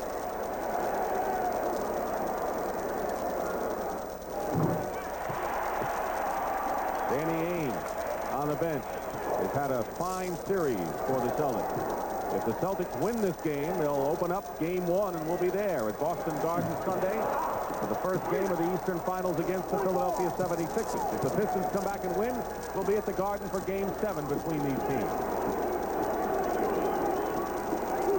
34 seconds and 13 on the shot clock for the Celtics. Ray Williams for 3, and Ray Williams hits a 3-point shot just as Wedman did earlier in the period. And once again, it's a 9-point Boston lead, and the Pistons just can't break through. 15 on the shot clock. Well, Isaiah likes to penetrate and find an open man, make the defense collapse. 4 on the shot clock. Thomas goes up, gets the basket, and a foul as well. And that's the last thing the Boston Celtics wanted. They didn't want him to score, certainly, but not have a 3-point play to boot. Watch this. Little pick and roll. He fakes into it, comes back. Maxwell has to adjust. The lack of mobility forces him to foul Isaiah, as the quickness of Thomas very evident there. 3 fouls on Maxwell, and Isaiah Thomas will be looking for his 25th point of the ball game. 5 seconds still remain in the period. And it's a 92-86 game. Celtics, 3 seconds to go. Buckner does not get it off in time. The basket will not count. The period ended. And that is the end of the third period. With the score, the Boston Celtics 92 and the Detroit Pistons 86. Here is the clock and here is the shot. Well, he's looking at the clock, but he also is looking at the basket. and he goes up to take the shot. As it turns to 0, you can see the ball has not left his hand. So the Boston Celtics lead, and once again, they stave off a Detroit threat and quiet the crowd. And we'll return for the 4th period after this word from your local station. And Tom Heisen. And the Boston Celtics 12 minutes away from advancing to the Eastern Finals against Philadelphia, but Detroit is trailed by 11 in Game 4 going into the final period. We'll have a lot to say of it. Here's Bill Laimbeer, but the story of this ball game is Larry Bird, who has played only 4 minutes of the 3rd period, has scored only 8 points in the game, starts the 4th. And despite that, the Celtics with Parrish with 10 and Wedman with 9, getting help elsewhere and maintaining the lead over Detroit. Inside, Ray Williams. 7 for Ray Williams off the bench. So up to now, it's been Detroit's reserve by a heavy margin over the Celtics. But Boston Celtics, to the tune of Williams and Wedman, and even Buckner off the bench have contributed. Puritan inside. Say, Isaiah's reading the Celtics defense on that clear-out play where and swooping right back in and finding an open man. Beautiful. McHale against Puritan, doubled by Thomas. McHale missed. Bird on the other side. Bird again. Lays it in. Yelling for a foul. Larry Bird gets his 10th point of the ball game. What's the Pistons' best chance of coming back and winning? What do they have to do? Well, right now, Dick, to find somebody that's got that good outside shot going for him, or penetrate like that, and they're trying to find Tyler, and he delivers like that, that's going to bring the Celtics defense out and allow Isaiah to go in for layup. Ray Williams lost the ball, saves it. Bird, open is Wedman. And Wedman has been the Vinnie Johnson, so to speak, for the Celtics in this game. He is 7 for 7 from the field and 15 off the bench. Boy, he is a fantastic outside shooter. And when he's got that rhythm going, you don't stop him. 8-point lead. Off the rim, Bird the rebound. 4 on 3 for the Celtics. Wide open, Wedman. Can he hit 8? That one wasn't even close. First miss of the game for Scott Wedman. Chuck Daly's Pistons trail by 8 now. Thomas against Ray Williams. There's an interesting little pick and roll play. And offensive foul called against Isaiah Thomas. That'll be his 4th personal foul. You had 2 guards setting a pick and roll play. Usually it's a center and a guard. Well, no one in any real deep foul trouble as we take a timeout. 93, capacity Joe Louis Arena in Detroit for Game 6 of the Celtic-Pistons series. We have 9:53 remaining, and the Celtics lead by 8. They have led all the way in this game and have repelled every Piston challenge throughout the game, despite the fact that Larry Bird has just not been Larry Bird in this one. Well, the Pistons haven't been the Pistons themselves either, and if they get their game back in this 4th quarter, they're going to need the best that Larry Bird can supply. Double team on Bird. Open man is Ray Williams. Will go for 3. Bird gets the offensive rebound. He slaps away into the hands of Tyler. Thomas back. Tyler travels. Terry Tyler travels. Another Detroit turnover. That's really hurt the Pistons throughout the game from the start. There it is. 98-90, and Boston can open it to 10 again. Biggest lead was 14. Pistons cut it to 2 on 2 occasions. Working against Trapuka, Bird. Draws the foul and gets the basket as well. Larry Bird begins to go to work here. Pure intelligence here. They're playing him to the middle. He fakes to the middle, raises the defender, and then leans back against the double team to create an opening to free up his shooting hand. Well, I'll tell you, not too many players have the faking ability of a Larry Bird. That's what creates all those good opportunities. He doesn't beat anybody with speed. He beats them with his brain. 11-point lead for Boston. 9 minutes remaining. Plenty of time. Trapuka going in against Dennis Johnson. Tipped away. 7 seconds for Isaiah Thomas. He takes it all the way in. Isaiah Thomas, 27 points in the ball game.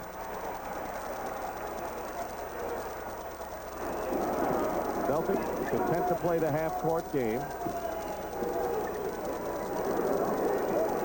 McHale setting a screen. Bird inside to Dennis Johnson. Good pass by Larry Bird. Boy, they had everybody, the Celtics. The Pistons looking for the pick-and-roll play, and Larry just picked them apart. Found the wide-open man. Trapuka. Off. Lambier for the offensive rebound. And a loose ball foul called against the Celtics. Dennis Johnson is hit with the foul. 8:05 remaining in the fourth period. Now they say Kevin McHale, and that's 4 on McHale. Robert Parrish will come in the game, and Scott Wedman will go out. So Parrish, McHale, and Bird, the starting front court in there now for Boston. Parrish has had a terrific game, come alive scoring. Lane Beer is fouled by Larry Bird, and that will be 3 on the Celtic star. There's Bird using McHale's pick, little pick and roll. Everybody's looking at Bird and what he might do, and they forget about DJ, who slipped right along the baseline, wide open. Danny Ainge comes in for Ray Williams. So the Celtics very slowly now are getting together their starting 5, and they have it in right now. And with 7:57 to go, unlike Game 4 where the Celtics tired, I don't think that they're going to tire in this one. They'll not have that factor going for them, the Pistons. The Celtics losing their legs in the last 2 or 3 minutes of the game, I don't believe. But Danny Ainge, to me, looks like he's a little bit hobbled. He's had a chronic bad ankle, but he kind of gimped into this ball game. Isaiah Thomas comes out of nowhere to keep it alive. 10 rebounds for the 6'1" guard. And hits the shot. 29 for Isaiah Thomas. He scored 13 in the first period. Keeps the pressure on. And it's 103 to 95. Don't count out the Pistons, although the Boston Celtics are playing one of their better road games of the playoffs.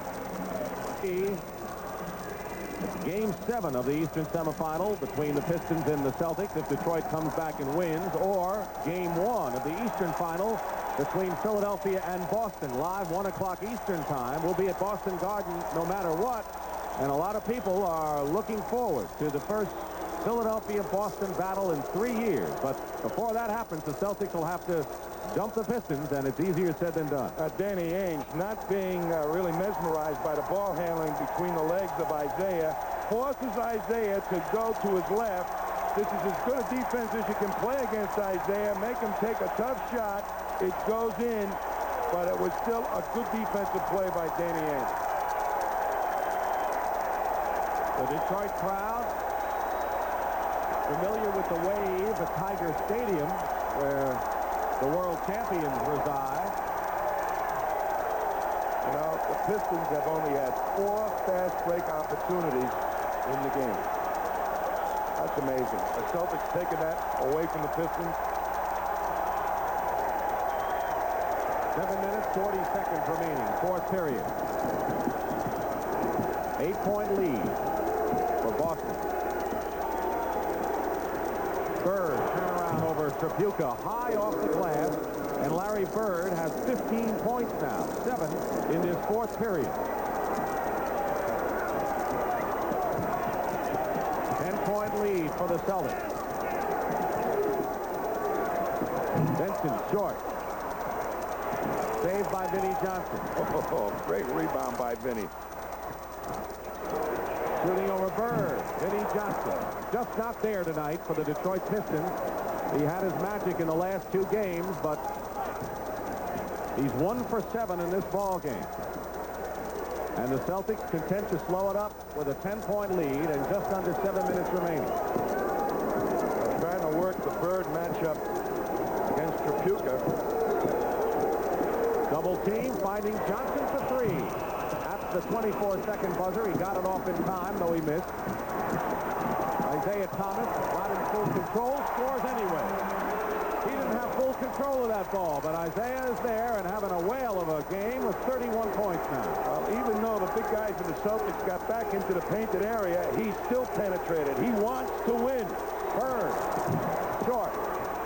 Harris. On the line. Turns it over to Detroit. And this may be the Pistons' best run and maybe their last run. Down by 8. Trapuka. Takes Bird. On the other side, Lane Beer.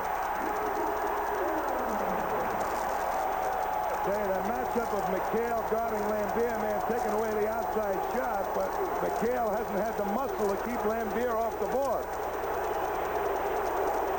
Benson doing a job on McHale, but commits the foul, and that will be the second team foul against Detroit.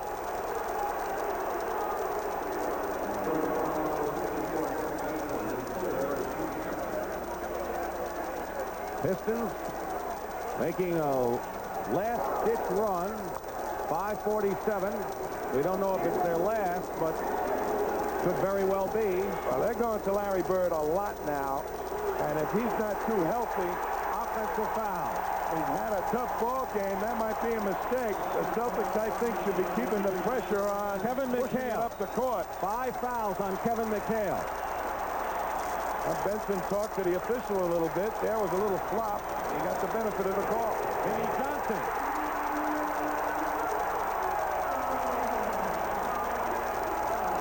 What a time for Vinnie Johnson to get hot if he does. Only his second field goal of the game. 10 on the shot clock. And a foul against Boston. Let's check it. A loose ball foul against Larry Bird. That'll be his third. If it had been McHale, it would have been sayonara for Kevin. But the Pistons, down by 4. They've cut it to 2 on a couple of occasions, and now they have the crowd going. Yeah, but the Celtics are trying to find desperately a hot man of their own, knowing that Bird is having trouble tonight. And a foul. Trapuka going to the hoop is fouled. Danny Ainge with his 4th foul, and a man who's been hot for Boston comes right in the game, Scott Wedman. Well, they know that if Detroit plays the inside game tight, that somebody's going to have a wide open outside shot. Under 5 minutes to go. Pistons have scored 6 in a row. They can cut it to 2. Thomas loses it. Dennis Johnson, 3-on-1. Harris going in against Vinnie Johnson. And they're going to count the basket. Let's see.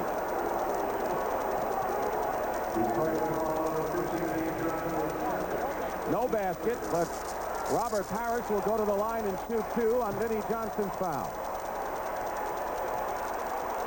Ed Rush put up 2 fingers immediately. It didn't look like a goaltending, but here's Robert on the line. The Celtics have had a man come forth in every period. Dennis Johnson in the first. Kevin McHale came through in the second, and it was this man, Robert Parrish, with a big third period. His time on the bench was well worth it because he got on the front end of the fast break. Centers usually don't do that towards the tail end of the 4th quarter. Timeout with 4:44 to go, and we'll return to Joe Louis Arena in Detroit, Michigan after this message and a word from your local. 44 remaining in the final period. The Celtics by 6. There are the timeouts remaining.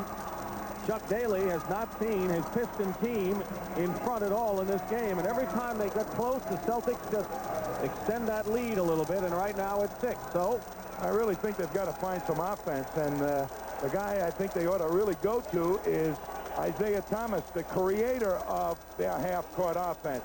Without the inside game, a lot of pressure on Isaiah to make things happen. He's starting to filter through the Celtics defense a lot more and create some problems. When they fall back to cut off the penetration, he's hit the open man. Then it's up to one of those good outside shooters to start really connecting.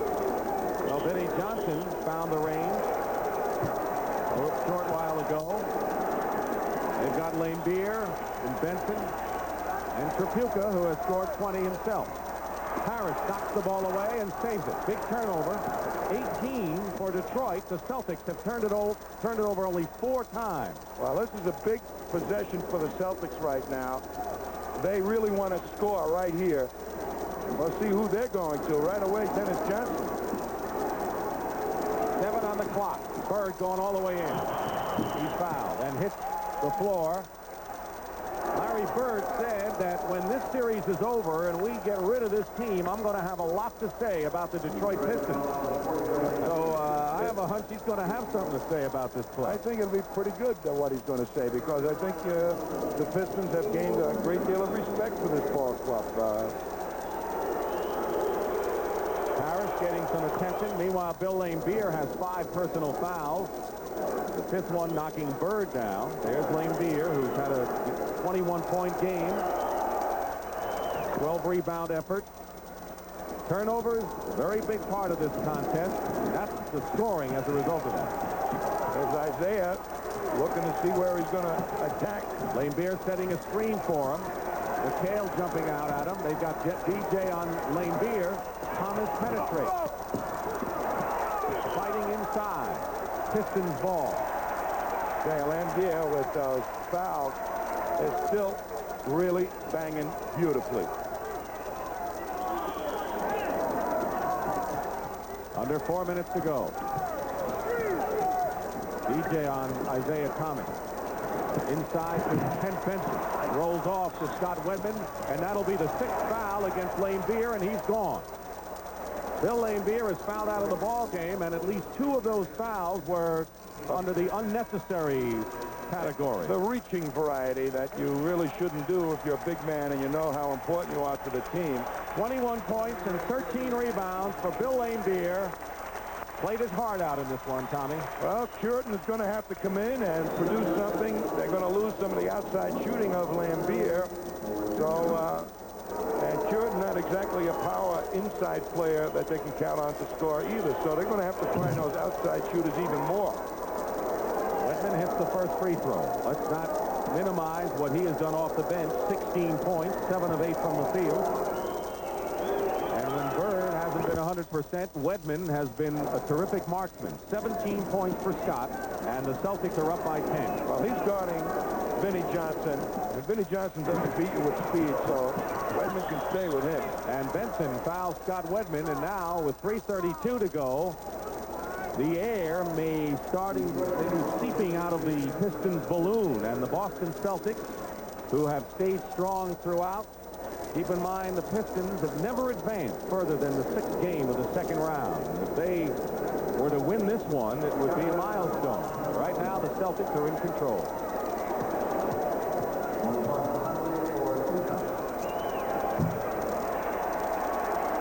.332 remaining. Vinnie Johnson, 5 points after scoring 64 in the last 2 games. Wedman misses both, and here comes Isaiah Thomas. And we'll go to the line and shoot.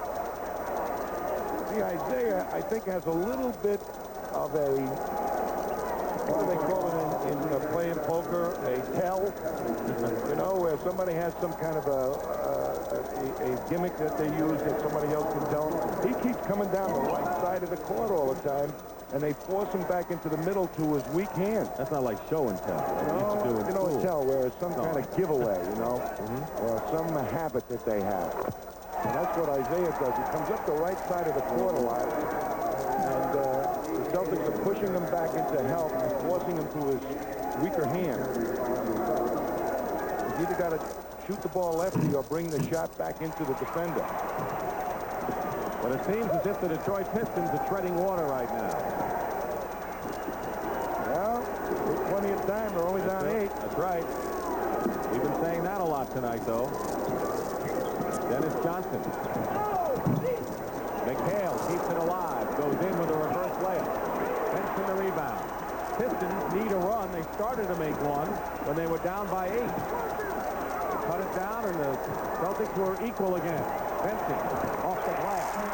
111-105 now. Under 3 minutes to go. Now or never for the Detroit Pistons, I'd say. Well, they're out there. Look at Thomas Hawkins, Dennis Johnson. They're going to play tough defense. And usually when you try to eat the clock up like this, sometimes you don't always come up with your best shot. McHale with 5 seconds to go. Foul, no basket. Offensive foul. And then that may be 6 on Kevin McHale.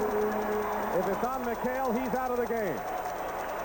Let's see, though. Let's wait for the call. It must have been a violation. No foul. Traveling call. Celtics on another turnover. Dennis Johnson is fouled by Vinnie Johnson. So there was an opportunity for the Detroit Pistons. Couldn't capitalize. Lost the ball on yet another turnover. And Dennis Johnson will shoot 2 with 2:24 remaining. And I'll tell you, Dennis Johnson did exactly what you're supposed to do on that type of play. Take it to the hoop and force the defender to either foul you or give ground and let you score an easy one. But the Celtics are in a crucial position right now as to whether to eat out the clock, play down to 20 seconds, and then try and find a shot. And that always doesn't produce a good shot for you. Or should you now just take the best shot that presents itself? That's always the coach's dilemma. Well, the Celtics have committed 5 turnovers in this game, and they've got this experience.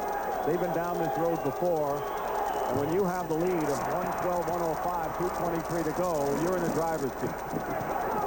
2 good free throw shooters. Pistons fighting back. Thomas penetrating inside. Wedman has it for the Celtics. Pistons with a couple of chances. Couldn't capitalize. Winding down to 2 minutes remaining. Just tenacious, aggressive defense by the Pistons. Vinnie Johnson in particular. And the foul against Vinnie Johnson will send Dennis to the line. That's 5 on Vinnie. Dennis missed on the last trip to the foul line. And Wedman missed a couple. These would be very, very nice to have, as it would help to take it out of the three-point range, or to go down and shoot three-pointers.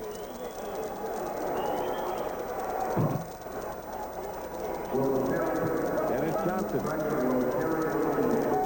30 points the last game, looking for his 19th right now. The gutsy move by Casey Jones to put Scott Wedman in the ball game in the late stages against Vinnie Johnson. But I gave him an extra rebounder, and he didn't feel that Vinnie Johnson was going to kill him with the outside shot. He gained an advantage there. Wedman also hit some key outside shots himself. And he rested his players early in the ball game, and it's paid off late. So the third round coverage of the Byron Nelson tomorrow. Mac O'Grady has a 3-stroke lead over 3 golfers, including Buddy Gardner. O'Grady and Gardner have never won a tournament, and you'll see all the action tomorrow on CBS Sports. Well, the Detroit Pistons hung in this series because of the hot hands of the bench, in particular Vinnie Johnson and Terry Tyler as well. But tonight, the Boston Celtics turned that around and outscored Detroit 31-19. Johnson was cold. Tyler has scored 10. And people like Scott Wedman coming off the bench with 17 points has given the Celtics a big boost. We have 1:54 remaining, and the Celtics holding on here. Isaiah Thomas with a jump shot. Interestingly enough, Tom, the Celtics do not have a field goal in the last 5.5 minutes. Their last 9 points have come from the line. As the ball bounces over our head here. And now John Vanek says it's Detroit ball, last touch by a Celtic. So Vinnie will inbound with 1:43 to go and a lead of 7. Isaiah Thomas going in once again, draws the foul, and he'll shoot 2. But did you see Isaiah go to his right hand that time? Off the bench comes Danny Ainge, about to report in for defensive purposes.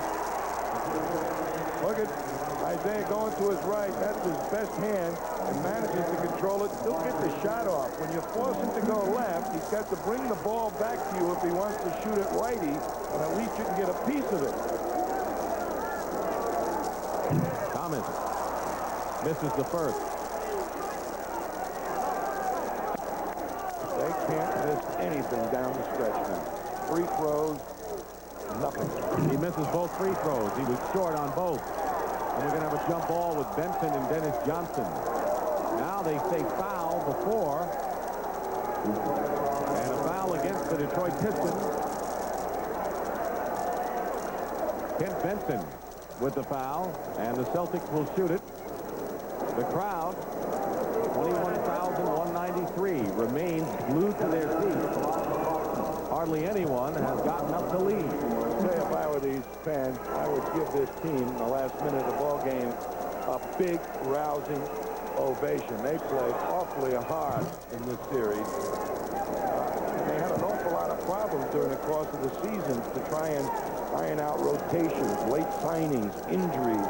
And tonight they play without Roundfield, who was really a big part of what they were trying to do. Inside game, rebounding. Without him. Forget the collapse of the roof with the Silver Dome. That affected him. Oh, yes.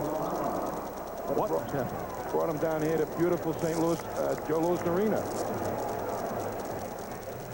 The big weekend we have coming up, actually starting here as the Celtics are 137 away from wrapping up this series in 6. Tomorrow, game 1 of the Western Final, the Lakers at the Forum against the Denver Nuggets, who beat the Lakers twice in the LA Forum. That's live 3:30 Eastern time. And then on Sunday, we'll be at Boston Garden. First of all, we'll have the draft live. Patrick Ewing is the object of the 7 teams who did not make the playoffs. They will not have the draft on Sunday, keep in mind, but the team that comes out #1 will have the chance to draft Patrick Ewing, and we're sure they will. Then, of course, we'll be at Boston Garden for either the 7th game, if Detroit can make a miraculous comeback, or game 1 between the Philadelphia 76ers, who are red hot and at the top of their game, as evidenced by their sweep of Milwaukee against the Celtics in a renewal of this greatest rivalry in professional basketball. Meanwhile, the Pistons have 137 to try to get back, down by 9, and every time they've come back, the Boston Celtics have stood in their way and have not let them get too close. Well, they need some three-pointers here, and they've got Jordan in and Benson in, and John Long sitting on the bench. So obviously they're going to try and do something other than the three-pointers. They double-team Thomas. Now Trapuka goes in, feeding Earl Shorten for 2 with a minute and a half to go. Full court pressure by the Pistons. Dennis Johnson eating up the time. 15 on the clock. Celtics beat Cleveland in 4 games in a struggle. They've had a struggle against the Pistons. Open is Danny Ainge with 5 on the clock. Big basket for Danny Ainge. He's had a big series. And once again, a 9-point lead. Thomas going up and will go to the line to shoot. 104 showing now. The Detroit Pistons, a scrappy, spirited team. Tom talked about some of the problems they had during the year, but it's a team that never let up, and they reached their peak, I think, during the playoffs. They swept the Nets, and I think they gave the Boston Celtics a lot more than the Celtics bargained for. I think they have gained a great measure of respect from the Boston Celtics and probably from the rest of the league. Here's a man who has done a terrific job with this team. You know, they've changed coaches like you would change shirts. And they finally settled on Chuck Daly, and I hope they keep him around a while because whatever it is, he's done the job. 1 minute to go. 7-point Celtic lead. Celtics just didn't turn the ball over in this game. They controlled it well. And Larry Bird finds Robert Parrish inside. Parrish has 24. Gets inside for 2, but the name of the game is not trading baskets at this point. 120 to 113. I hope this crowd really salutes this Detroit team when it's over. McHale is fouled by Benson and gets the basket, and the Boston Celtics can start making plans for the Philadelphia 76ers, and the Sixers know that they're going to be journeying to ancient Boston Garden, game 1 of what should be a monumental struggle beginning Sunday at 1 o'clock. Well, the Sixers will have been well rested, and Boston, after a pretty challenging series, will be facing a well-rested club. And if Larry Bird is not healthy, who knows what's going to happen on Sunday? Well, we don't know if he's not healthy or not. We know that I think, and you know, that he hasn't been at full strength for this game, and if he gets his rest, fine. But I know one thing, the Celtics didn't need Larry Bird to win this game. They got help elsewhere from people like Scott Wedman and the bench. The experience paid off. Johnson on the line shooting. And after the first free throw, we want to tell you that Robert Parrish is the Miller Most Valuable Player of the game. Parrish, 24 points, 13 rebounds. So Robert Parrish is the Miller MVP. Well-deserved, Tom, and he was off and running from the start. Well, they had an advantage with him guarding the smaller power forward. So he was gobbling up defensive rebounds, and then they forgot about him a little bit on the offensive board, and he managed to make his presence felt there.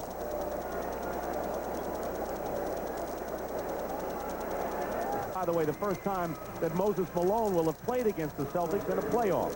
What are your initial thoughts on what we're about to have? I think we're going to be treated to really a great series. Barkley gives them something coming off the bench the way he's being played now. And I think Maxwell will have to get the job done. He might become more of a factor in that ball game in that series than you might expect. He always is in the big one. Ray Williams chewing up the time with 15 seconds to go. Isaiah Thomas had a banner game.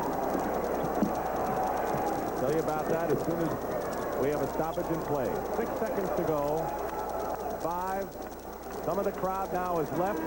There's the buzzer. The game is over. It's all over, and the Boston Celtics have defeated the Detroit Pistons in 6 games. They did it with Larry Bird not 100%. Isaiah Thomas with a playoff high, career high, 37 points and 12 rebounds. And now the two teams shake hands. Casey Jones got more of a battle, and I think the Celtics, they didn't have respect when they started, but there they are, have a lot of respect for the Detroit Pistons. Final score, 123-113, and right now let's go up to Pat O'Brien in New York. All right, Dick, thank you very much. It was good to see that camaraderie amongst both of those teams. So now there are only 4 teams left in the playoffs as Boston becomes the last team to advance to its conference final. And, you know, when you think about rivalries, Coach McLeod, the Yankees, the Red Sox, the Skins and the Cowboys, the Dodgers and the Giants, and the Sixers and the Celtics. How about this series? Pat, this is a tremendous rivalry that goes way back. The biggest concern for Boston right now, I would think, is how to defend against Moses Malone. Philadelphia's concern right now is how to keep the Boston big people off the offensive board. Billy Cunningham told me earlier tonight on the phone, he said, Pat, this isn't a series, this is war. But if you want to go to the races, how about out west now, where Los Angeles and Denver are about to meet in Game 1 of their conference final. And it's important, I think, for Denver to win one in the Forum. The Lakers have won 22 in a row there. It would boost their confidence there. Pat, they need to win one in the Forum for the simple reason that in McNichols Arena, L.A. has won 8 in a row. And